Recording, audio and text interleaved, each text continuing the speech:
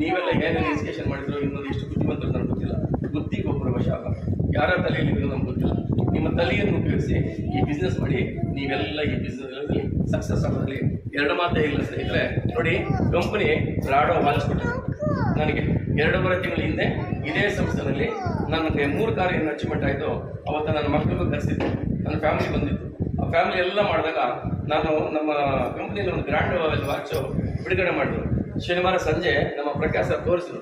ನಾನು ಏನು ಹೇಳಿದೆ, ಸುಮಾರು ಒಂದು 20 ವರ್ಷ ಆಯ್ತು ನಾನು ವಾಚ್ ತಗೊಂಡು, ಟೈಟಾನ್ ಅಂತ ನೋಡ್ಕಣೆ ಈ ವಾಚ್ ಕೊಟ್ಕೊಂಡು ನಮ್ಮ ದುಡ್ಡಿದಲ್ಲಿ ಆ ಪ್ಯಾಕೇಜಲ್ಲಿ ಬರ್ತದೆ, ತಗೊಂಬರೋಣ ಅಂತ ಬಂದೆ.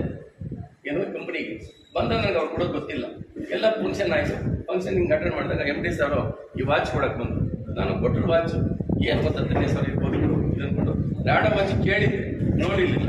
ಆಮೇಲೆ ಕೊಟ್ಟರು ಕೈಗೆ ಕೊಟ್ಟಾಗ ನಾನು ಸರ್ ಇದ್ರ ಬೆಲೆ ಎಷ್ಟು ಅಂತ ಕೇಳಿದ್ರು. 1,25,000. ನಾನು ತುಂಬ ಕಷ್ಟದಲ್ಲಿದ್ದೆ ಸ್ನೇಹಿತರೆ, ತುಂಬ ಕಷ್ಟದಲ್ಲಿದ್ದೆ. ಅಂಥ ಸಮಯದಲ್ಲಿ ಸರ್ 1,25,000 ವಾಚ್ ಕೊಟ್ಟಿದ್ರಲ್ಲ, ಚಿನ್ನನಾದ್ರು ಕೂಡ ಬರ್ದಾಗಿದ್ದ, ಕಷ್ಟ ಬಂದಾಗ ಹಣ ಇಟ್ಕೊಡ್ತಾ ಇದ್ದೆ ಅಂತ ಕೇಳಿದೆ. ಆವಾಗ ನಮ್ಮ ಸಾರ್ ಒಂದು ಮಾತು ಹೇಳಿದ್ರು, ಇಲ್ಲ ನೋಡ್ರೆ ಚಿನ್ನ ಹಡ ಇರ್ತೀರಿ, ಕಷ್ಟ ಬರ್ತಿದ್ದ ಮನುಷ್ಯನಿಗೆ ಕಷ್ಟ ಬರದೇ ಇರೋ ಮನುಷ್ಯ ಯಾರೂ ಇಲ್ಲ. ಅದು ಬೇವು ಮತ್ತು ಸಿಹಿ ಇದ್ದಂಗೆ, ಇಷ್ಟನೂ ಬರ್ತದೆ, ಸುಖನೂ ಬರ್ತದೆ. ವಾಚ್ ಕೊಟ್ಟಿರೋ ಉದ್ದೇಶ ಇರೋದು ನಿಮಗೆ, ನೀವು ಆಲೋಚನೆ ಮಾಡಿ. ನಿಮ್ಮ ಕೋಲಾರ ತಾಲೂಕಲ್ಲಿ ಎಷ್ಟು ಜನ ರಾಡೋ ವಾಚ್ ಕಟ್ಟಿದ್ದಾರೆ ವಿಚಾರ ಮಾಡಿ, ಆಮೇಲೆ ವಾಚ್ ಬಗ್ಗೆ ಮಾತಾಡೋಣ ಅಂತ. ನನಗೆ ಗೊತ್ತಿಲ್ಲ ಅವಾಗ ಹೆಂಗೆ ಸರ್ ಅಂತ ಹೇಳಿದ್ರೆ, ನೋಡಿ ಕಟ್ಟಿದ್ರೆ ಶ್ರೀಮಂತರು ಕಟ್ಟಿರ್ತಾರೆ, ಇಲ್ಲ ರಾಜಕಾರಣಿ ಕಟ್ಟಿರ್ತಾರೆ, ಅದು ಬಿಟ್ಟು ಸಾಮಾನ್ಯ ಮನುಷ್ಯ ರಾಡೋ ವಾಚ್ ಕಟ್ಟಿರಲ್ಲ ಅಂತ ಹೇಳಿದ್ರು. ನನ್ನ ಮಗ ಇದ್ದ MBA ಸ್ಟೂಡೆಂಟ್, ಅವನಿಗೆ ನಾನು ಅಲ್ಲೇ ಪಕ್ಕದಲ್ಲಿ ಇದ್ದಲ್ಲ, ಏನೋ ಹೌದಪ್ಪ ಅಂತ ಸರಿ ಬಿಡು ಅಂತ ಕಟ್ಕೊಂಡ್ಬಿಟ್ಟೆ. ಅವ್ರು ಏನು ಹೇಳಿದ್ರು ಗೊತ್ತು, ನೀನು ಕಷ್ಟ ನಾನು ಕೋಟ್ಯಾಧಿಪತಿ. 2019ರಲ್ಲಿ ನಾನು ಕೋಟ್ಯಾಧಿಪತಿ ನಾನೇ ಒಂದು ಬ್ಯಾಂಕ್ ಮಾಡಿದ್ದೆ.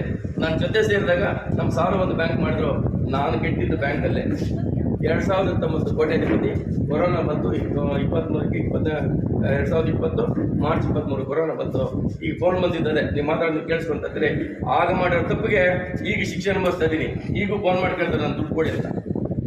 ನಮ್ಮನ್ನು ನಾವು ಕೊಟ್ಟರೆ ಈಸ್ಕೊಳ್ಳೋ ಕಡಿತಾರೆ, ನಮ್ಗೆ ಯಾರು ಕೊಡೋದಿಲ್ಲ. ಆ ಕೋಟ್ಯಾಧಿಪತಿ ಆದ ಭಿಕ್ಷಾಧಿಪತಿ. ಮಾತಾಡೋ ದುಡ್ಡಿಲ್ದಾಯಿತು. ಅಂಥ ಸಮಯದಲ್ಲಿ ಸ್ವರ್ಣಗೌರಿ ಆಶ್ರಯ ಕೊಡ್ತು ನನಗೆ. ಸ್ವರ್ಣಗೌರಿ ಆಶ್ರಯ ಕೊಡ್ತು. ಒಬ್ಬ ಸ್ನೇಹಿತರು ಕರ್ಕೊಂಬಂದು, ಪ್ರಕಾಶ್ ಅಂತ ಹೇಳ್ಬಿಟ್ಟು ಅವರು ಕರ್ಕೊಂಬಂದ್ರು ನಮ್ಮ ಮಾಡೋನು.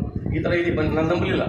ಏನೋ ಬಿಸ್ನೆಸ್ ಹೋಗಪ್ಪ ಅಂತ. ಇಲ್ಲ ಬಾಣ್ಣ ಏನೋ ಕರೀತಾರೆ ಇವನು ಅಂತ ಅಂದ್ಬಿಟ್ಟು ಕರೆದ್ರೆ ಎಲ್ಲಿ ಹೋಗ್ತಾನೆ. ನಾನು ಎಂಜಾಯ್ ಮಾಡೋ ರೆಸಾರ್ಟ್ ಕರ್ಕೊಂಡು ಹೋಗ್ತಾನೆ ಅವನು. ನಾನು ಇಲ್ಲೆಲ್ಲ ಬಂದಿದ್ದೀನಪ್ಪ ಅಂತಂದೆ. ಹೌದು ಬಾಣ್ಣ ಅವರು. ಅವ ನನ್ನ MD ಸರ್ ಮುಖ ನೋಡಿದೆ. ಅದು ಸಾರು ಅಷ್ಟೇ ನನಗೆ ಪರಿಚಯ ಇದ್ರು. ಏನು ನೋಡ್ರೆ ನೀವು ಒಂದು, ಏನು ಸರ್ ನೀವು ಅಂದೆ. ನಾನು ಈ ಬಿಸ್ನೆಸ್ ಮಾಡ್ತಾ ಇದ್ದೀನಿ, ಸ್ಟಾರ್ಟ್ ಮಾಡಿದ್ದೀನಿ ಈಗ ಹೇಳಿದ್ದ ಹಿಂದೆ ಮುಂದೆ ಯೋಚನೆ ಮಾಡಲ್ಲ. 6,000 ಈಗ 3,000 ಇಂಥ ಜಾಯಿನ್ ಇದೆ.